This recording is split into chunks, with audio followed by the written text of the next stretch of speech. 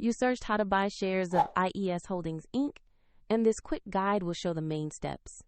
IES Holdings Inc. operates in electrical infrastructure and related services and is listed on NASDAQ under the ticker IESC. This video is for educational purposes and not financial advice.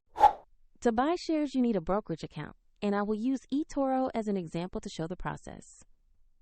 After registering, you must verify your account, usually by submitting an ID, and add funds before you can place an order.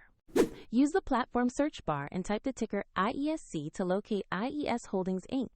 Confirm the result matches the NASDAQ listing and select the official stock entry. On the asset page, review the company summary, recent news, and the price chart to understand context. Make sure the company name, NASDAQ exchange, and ticker IESC match the listing before proceeding.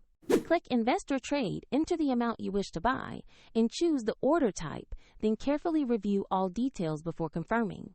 If the market is closed, the order will be scheduled for the next session, and if you lack sufficient funds, the platform will prompt you to add money before the order completes. After execution, your new position will appear in your portfolio where you can monitor it. Check the link in the description if you want to open an account or learn more about the process.